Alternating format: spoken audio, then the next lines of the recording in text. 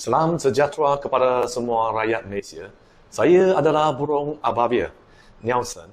Saya terkena disebabkan di masyarakat Cina ataupun masyarakat Melayu Pulau Pinang, saya telah membongkarkan banyak rahsia-rahsia penipuan demi penipuan yang telah dilakukan oleh kepimpinan DAP Kerajaan Abraha yang jahat. So, hari ini saya lagi mau membongkarkan rahsia penipuan kerajaan yang pentampilan Jabatan Bomba Malaysia. Saya menampak satu artikel di dalam satu mesualat di mana Ketua Pengarah Bomba Malaysia Tuan Hamdan telah menyatakan bahawa bomba adalah tonggak penyelamat negara. Tetapi apa yang saya nampak hari ini, apa yang dia kata dalam pentas ataupun dalam itu kempen adalah tidak selaras dengan apa tindakan ataupun apa pengurusan pentadbiran yang telah dilakukan oleh mereka ataupun beliau selama ini. Bomba adalah tongkat penyelamat, bukan tonggak, adalah tongkat penyelamat pemaju tipu syarikat Tan Sri Musa Hassan yang telah di mana CEO beliau telah melibatkan banyak penipuan yang di masa CCC diluluskan telah tidak memasang sistem keselamatan bomba mengikut Uniform Building by Law.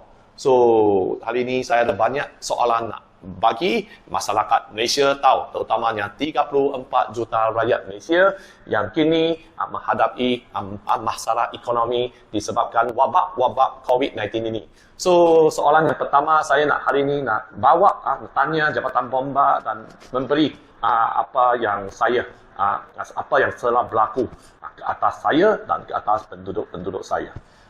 Saya melakukan seorang bekas Ketua Pengurusi Pertubuhan Kompleks BNC Timur yang terletak di Bukit Mertajam, kawasan kawasan Pematang Tau. Wakil rakyat dia adalah Nurul Ijah, anak Anwar Ibrahim yang masih duduk berdiam, tidak berani cakap apapun. Tapi jumpa kita dia cakap pandai. Tapi apa yang dia buat tak nampak.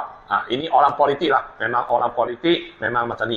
Mereka hanya timbang apa kepentingan mereka, tetapi mereka terlupa apa yang sebenarnya rakyat jelata mereka mahu dan apa yang basic ataupun asas yang diperlukan oleh rakyat jelata yang tidak bersalah ataupun berdosa. So, soalan pertama, adakah kami penduduk mencabar bomba? So, ini satu soalan yang bagus dan jawapan adalah tidak. Kami penduduk tidak pernah mencabar bomba dan penduduk-penduduk kami, terutamanya AJK jawatan kuasa kami, kesemua adalah menghargai percubaan ini yang cuba menyelamatkan negara, dan terutamanya alam sekitar, kebakaran, menyelamatkan kebakaran dan juga itu aksiden yang telah berlaku. Kita pun nampak banyak ahli-ahli bomba telah berdedikasi dan cuba menggombang untuk itu menyelamatkan itu penduduk ataupun rakyat. Okey. Soalan kedua, apa masalah sebenar keselamatan telah ditimbulkan akibat akibat kejahatan, jenayah, kesaitanan niat jahat yang dilakukan oleh itu pencak atasan kepimpinan Tuan Hamdan. Adakah pegawai-pegawai mereka terlibat dalam penipuan yang telah memperjudikan nyawa 568 keluarga dan orang awam? Okey. Ada. Mereka sudah pasti ada. Jawapan ini tidak ada grey area. Jawapan ini sudah tentu ada. So, mereka telah sekumpulan pegawai-pegawai atasan tinggi telah meluluskan sistem keselamatan bomba di Kompleks BNC Timur yang mempunyai 528 unit komersial pejabat. Dan akhirnya gagal telah memaksa kami menjadikan komersial dijadikan residential dan juga memperjudikan nyawa orang awam yang di tingkat bawah yang mempunyai 40 unit kedai ataupun sublot.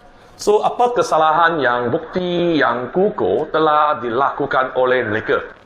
mereka yang terlibat ini telah melibatkan itu aktiviti-aktiviti yang melanggar undang-undang dan telah cuba menggadai ataupun memperjudikan nyawa 500 keluarga ini. So, apa bukti? So, tengok sini tuan-tuan dan tuan-tuan. Mereka, niat jahat mereka telah sampai ke tahap yang amat-amat membimbangkan. Sistem kleptokrasi ataupun pemerintahan penipuan sekumpulan grup ini di atasan puncuk kepimpinan bomba ini telah meluluskan satu bangunan di mana pada tahun September 9, 2016 CCC diluluskan pada itu tingkat di mana kompleks ini di tingkat 8 hingga tingkat 23 tingkat di mana diduduki oleh manusia, bukan kambing, bukan itik, bukan lembu. Tetapi dari 8 hingga 23 tingkat tidak ada memasang even satu unit. Tidak ada sebarang pemadam api. Tuan-tuan dan puan-puan, cuba bayangkan tidak ada satu unit pemadam api. Tidak ada satu unit fire detector. Tidak ada satu unit itu pemadam api. Tidak ada satu unit pintu rintangan api. Ini cuba bayangkan, kalau satu bangunan yang mempunyai 3 blok, dari blok 8 hingga 23 tingkat, sejumlah 45 tingkat, tanpa ada sebarang sistem keselamatan bomba yang telah diwajibkan dalam undang-undang. So, rasuah, kita jangan cakap rasuah, nanti mereka marah, ini bukan rasuah lah. Rasuah dipas kepada SPRM. Itu orang cakap apa dah? Itu niat jahat. Ini telah sampai tahap yang cuba memperjudikan nyawa yang sebanyak 500 keluarga ini. Ini sudah tentu, I cannot imagine why the fire department, they go to do something, they even did not fix any fire extinguisher. Is something wrong to the leadership of the Tuan Handam, okay? So, dan adakah pegawai-pegawai bomba bersolat dengan kami selama ini? Ni, kita akan tengok balik apa keperluan-keperluan yang perlu ada kepada bangunan ni. Tuan, power room takkan buat semasa CCC, selepas CCC. Macam mana? Power room. Power room. Memang agak terkonfirm. Tapi itulah apa yang diterima oleh laporan oleh Ibu Pejabat. Bertanya tak, kita sudah meeting ini, hari ini Tuan you bincang dengan you punya pegawai tengok apa solution. Okay. Itu aja, orang yang buat salah kena ada tindakan undang-undang saja. Ini Tuan. Bila developer itu sendiri, saya rasa Cik Nelson pun dah tahu kan, dokumen-dokumen yang dinyatakan sekarang ni semua yang tu adalah kediaman. No. Okay. No, you tak ada pikot. You jangan mengulik-ulik saya. Okay. You tahu kita dapat kunci ke dapat? Okay, bagi dia. Okay, itu. Okay, dia dah nyatakan kepada kami dan dengan seluruh jaya akuan sumpah semua, ni kediaman. Okay, itu dah jadi di pihak pengetahuan kami. Okay, yang ni adalah kediaman atas developer dan juga arkitek. Okay, atas pengakuan developer dan juga arkitek. Kata ini kediaman. Okey, jadi kami tahu dengan dokumen-dokumen yang dinyatakan. Okey, so kami tahu ini kediaman.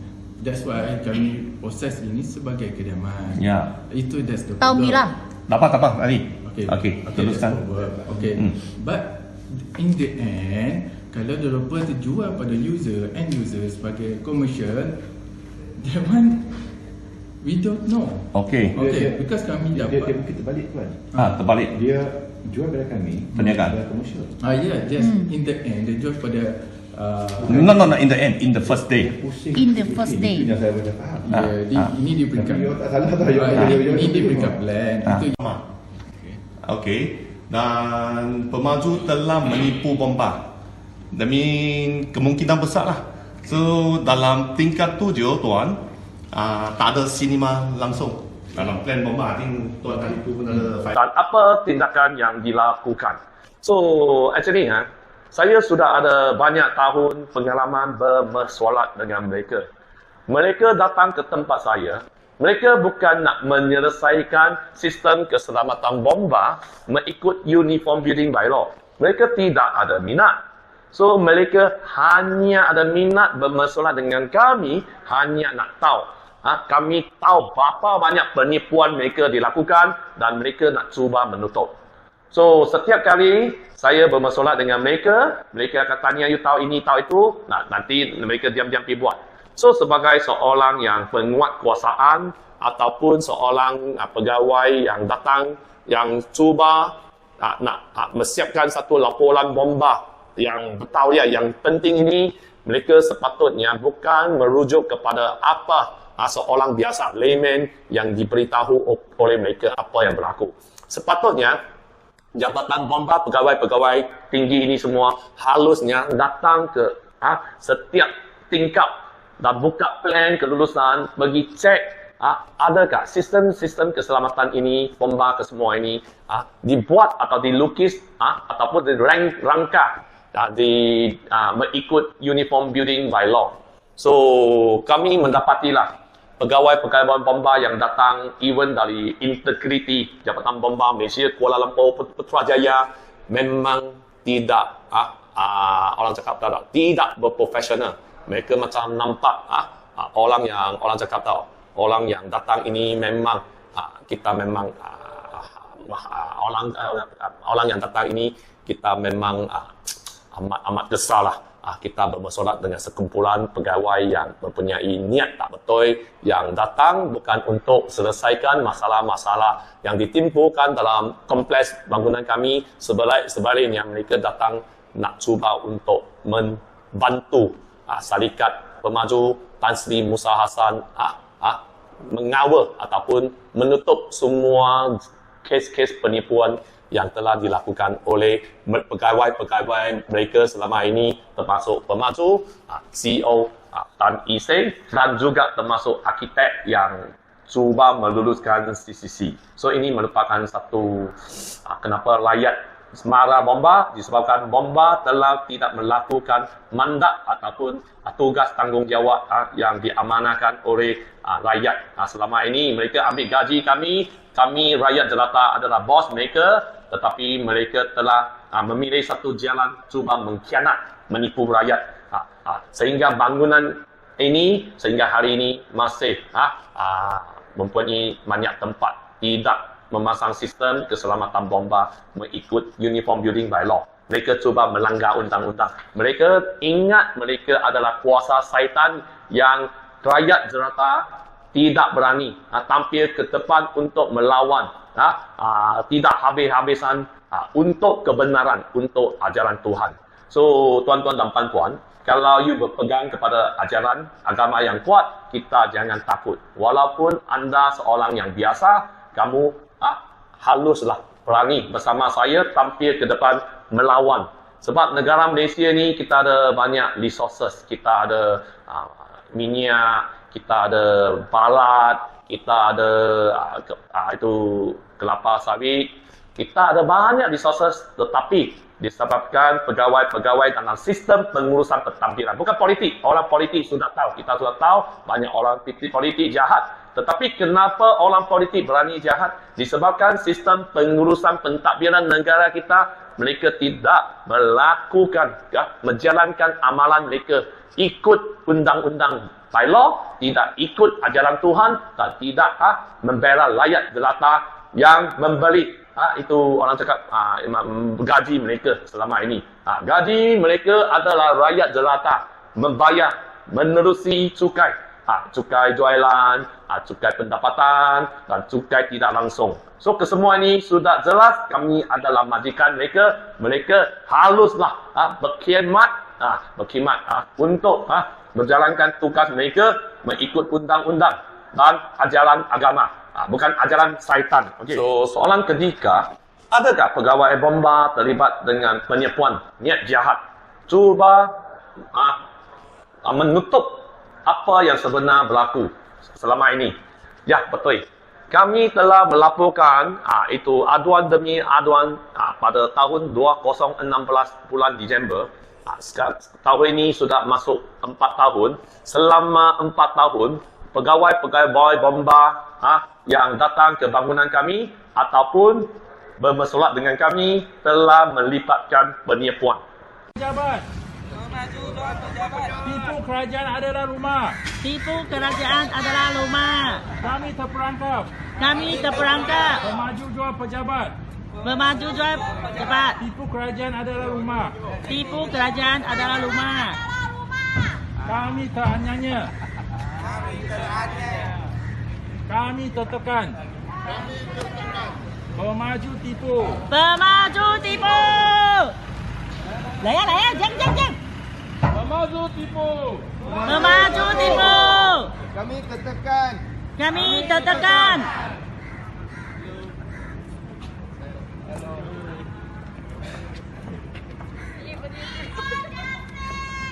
We want justice. We want justice.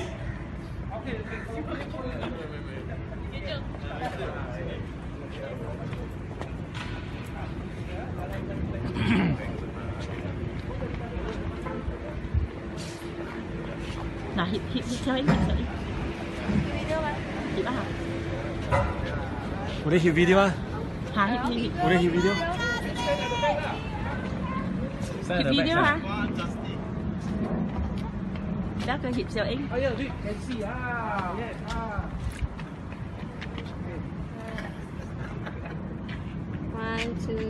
Tadi sejak kelulusan plan ini diluluskan pada tahun 2012, mereka telah cuba menipu. Dan sehingga hari ini, mereka pun cuba menipu tanpa habis-habisan. Dan boleh nampak, Tuan Handam Ketua Pengarah Malaysia, walaupun video saya telah diviralkan banyak, menerusi, itulah. Itu orang cakap melalui langit. Tetapi kita boleh nampak mereka tak pernah cakap apa yang saya kata ini tidak benar. Mereka hanya boleh kata apa yang saya ini cuba menghina. Saya bukan cuba menghina. Apa yang ada dalam tangan saya ini adalah satu dokumen black and white. Black and white yang banyak telah dilakukan oleh pegawai-pegawai tinggi bomba yang cuba bersubahat dengan pemaju jahat Syarikat Tan Sri Musa Hassan, iaitu CEO Richard Tan Ising. Mereka non-stop. Mereka nak cuba tunjuk berapa kuasa besar mereka. Mereka atas ada orang nak cuba cover. Sudah tentu politik-politik, ada seekor Katapulu di atas yang cuba tutup ini semua. So, saya tak mahu cakap nama. Nanti itu perempuan itu lagi gila tau. Tapi perempuan ini kalau you cakap, itu perempuan yang itu Katapulu, dia sudah lompat sini, lompat sana, lompat sini, lompat A team, B team, lompat. Akhirnya, dia ini dia jahat tapi pandai cakap. Kita jangan cakap dia. Sebab ini, itu Katapulu apa dah? Bentina yang tak guna. Itu jahat, orang jahat. Katapulu, you tengok video ni, you tahu, cakap you siapa itu. Okey. Kalau tak tanya, bagi tanya Anwar Ibrahim. Anwar Ibrahim tahu siapa Katapulu ini. Kenapa Anwar Ibrahim tidak boleh jadi Perdana Menteri? Ini Katapulu, dia lali tim.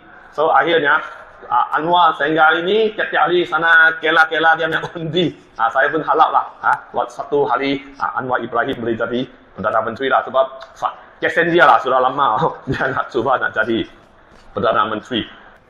So, soalan keempat, kenapa kami mengetahui pegawai-pegawai bomba yang melibat dalam kelulusan kompleks BNC Timur ini telah melakukan kesalahan jenayah. Bukan kecuaian, ini bukan satu kecuaian. Kadang-kadang kita manusia kita kecuaian, tetapi ini adalah jenayah. So, kita merujuk kepada number A, merujuk kepada Uniform Building by Law. Okey, mereka tidak ikut langsung. So di Jabatan Bomba hari ini kepimpinan Tuan Hamdan tidak ada law. Itu law Tuan Hamdan. Tuan Hamdan adalah law. Tuan Hamdan adalah undang-undang. Tuan Hamdan ingat Jabatan Bomba Malaysia itu bapa dia punya bapa bukanya, kasih dia duduk sana. Sebenarnya ini bukan dia punya bapa buka, ini rakyat buka. Rakyat bukanya, rakyat kasih duit, kasih dia punya gaji. Okay, so they don't follow the Uniform Building by Law. So merujuk kepada B, merujuk kepada plan bomba terdapat banyak unsur-unsur penipuan. Plan bomba ada dua plan yang tak sama, di mana sinema plan bomba tidak ada, tetapi di plan kelulusan ASA, induk plan kelulusan Majlis Perbandaraan Bangunan ada cinema, ada transformer room, ada itu fitness center. Tetapi dalam plan bomba ini, kesemua ini adalah kawasan lapang, kawasan landscape ataupun kawasan permainan kanak-kanak. So, penipuan bomba telah sampai ke tahap yang amat membimbangkan dan telah menggadai kepentingan masyarakat, penduduk-penduduk negara ini.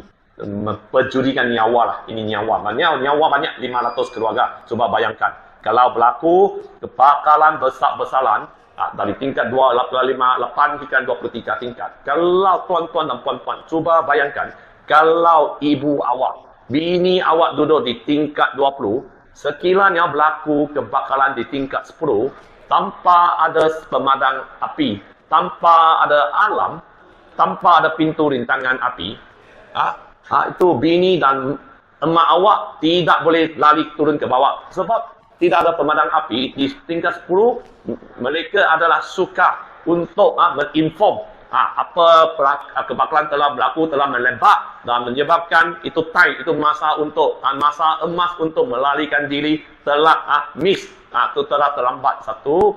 Dan kedua, cuba bayangkan kalau tidak ada pintu rintangan api yang menahan api, dari tingkat 10, kalau berlaku kebakaran, tingkat 11, 12, 20, mereka tidak sanggup lari turun.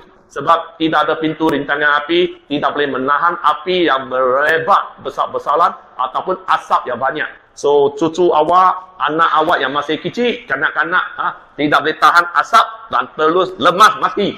So, cuba bayang bahaya tak? So, kenapa saya nak buat video 4 tahun, walaupun saya kena tangkap banyak kali, tetapi saya masih berani tampil ke depan disebabkan ajaran Tuhan. Tuhan bagi saya, bagi tahu, saya kena buat mengikut ajaran dia dan melawan syaitan, melawan mereka yang cuba menjalankan itu ajaran syaitan mereka. Kita rakyat Tuhan, kita kena lawan. Kita tak boleh bagi can. Kalau sini nampak ada itu cikgu-cikgu agama sudah tahu apa yang saya jalankan ini, amalan saya adalah mengikut amalan ajaran Tuhan. So, terima kasih. Dan lagi satu, menuju kepada laporan mereka yang dibeli selama ini mempunyai unsur-unsur penipuan yang mengikut jungle law. Itu hutannya law tau. Hutannya undang-undang. Bukan ini uniform building by law. So, okay. Apa pesanan kami kepada Tuan Handam? Okey, apa pesanan? Kita kena ada satu pesanan. Okey, saya nak memberitahu Tuan Handam menduduki tempat nombor 1. Kedudukan ini adalah nombor 1 untuk Jabatan Bomba Malaysia. Tuan Handam mewakili semua anggota Malaysia. Kebanyakan anggota Bomba Malaysia tidak terlibat dalam penipuan ataupun salah guna kuasa dan kedudukan ini. Mereka adalah anggota bomba yang bertugas untuk mengorban untuk negara dan untuk masyarakat. Tetapi golongan yang sekumpulan tinggi kecil ini telah mungkin mendapatkan sesuatu sehingga mereka sanggup salah guna kuasa dan kedudukan untuk mencabar undang-undang dan memperjudikan 500 keluarga. So, sepatutnya mereka kena guna air itu, kena pergi menyelamatkan itu kebakaran, memadam api. Tetapi Tuan Handam dengan otak sudah masuk air. Saya sudah banyak kali cakap ini otak lembu. Dia sudah masuk air. Saya pun tak faham kenapa seekor, dia bukan manusia. Dia sudah macam seekor lembu ini masuk air otak ini. Kita sudah buat aduan. Sudah bagi dia tahu. Sudah tunjuk pada dokumen. Mereka lagi mau lawan. Mereka masih nak lawan, tunjuk kuasa syaitan mereka, tidak boleh lawan. Sudah salah. Dalam history sudah tunjuk kuasa syaitan itu akan runtuh. Disebabkan terdapat penduduk-penduduk ataupun rakyat ataupun golongan yang berpegang kuat kepada agama akan berkumpul bersama dan tampil ke depan, berani melawan. Kita lawan disebabkan ajaran Tuhan, kita lawan disebabkan ajaran agama, dan kita lawan disebabkan kebenaran dan ikut uniform undang-undang. So, jangan takut. So, ini otak lembu ini. Hari ini nampak saya punya video, apa you mau buat? Okey, apa you buat? Sekarang bagi you tahu apa you kena buat. Okey? Awak kena menumbuhkan sebuah unit integriti. Integriti yang betul-betul menjalankan tugas, dan bila datang bawa buku ini bersama saya. Okey? Apa yang bermasalah dengan saya, tolong bawa undang-undang. Jangan bawa itu otak lembu yang sudah masuk air, yang sudah bersubahat dengan pemaju. Itu Syarikat Tan Sri Musa Hassan, itu Richard Tan Iseng CEO. Itu si jahat, itu Cina yang cuba nak menggatkan keuntungan, memperjudikan 568 keluarga. So, apa objektif saya yang membuat video ni? Objektif video ini saya nak disampaikan bukan memalu-malukan siapa pihak. Kita memang bimbang kalau sebuah bangunan sehingga hari ini, kalau ikut Uniform Building Bylaw, terdapat itu NNE room, terdapat itu sistem keselamatan yang membahaya belum diselesaikan, dan terdapat masih di tingkat kapak dan di tingkat 2 hingga 6 tidak ada sistem pintu rintangan api, dan juga terdapat lebih kurang kalau ikut bylaw komersial, sprinkler ada diwajibkan. Tuan-tuan dan puan-puan cuba bayangkan, terdapat lebih kurang 3,000 hingga 5,000, bukan 200, 3,000 hingga 5,000 unit sprinkler tidak dipasang. Disebabkan terdapat salah guna kuasa dan kedudukan pegawai-pegawai bomba yang terlibat dalam projek ini. So, saya tahu pegawai-pegawai bomba yang kemudiannya cuba menulis banyak laporan yang tidak mengikut undang-undang ini, semua telah tersangkut. I think banyaklah, terlalu banyak. Berpuluh-puluh orang akan ditangkap kalau kes ini tidak boleh diselesaikan. So, kenapa sehingga hari ini polis, ada orang banyak polis dan PDRM dan SPRM, Suruhanjaya Pencegahan Rasuah, tidak ada ambil tindakan. Ini disebabkan kami penduduk masih belum pergi melaporkan polis. So, jangan salahkan polis. Sebab tidak ada orang pergi melaporkan polis kepada kes itu bomba telah buat laporan palsu. So, kami memberi masa, sudah banyak kali memberi peluang kepada Tuan Handam. Jangan memperjudikan anak-anak awak semua. So, anak-anak pegawai awak telah terlibat, terdapat segolongan kecil telah terlibat dalam penipuan ini. Di antara mereka, mungkin juga adalah kambing hitam. Mereka mengikut arahan daripada atasan. So, tetapi kalau masuk mahkamah, orang yang menjadi kambing hitam ini pun susah. Faham tak? Sebab dia sudah sign, dia sudah cakap bangunan ini ada selamat. So, I masih memberi can. Apa yang saya mahu, saya target kami bukan pegawai-pegawai bomba. Tetapi kalau pegawai-pegawai bomba masih cuba menutup ataupun nak mengawal penipuan Richard Tan Iseng ni, CEO Kompleks PNCC Mall ni, kami sudah tak bagi can, kami akan pergi beramai-ramai membuat laporan polis. So, ini kes sudah tak boleh tutup. So, sudah viral.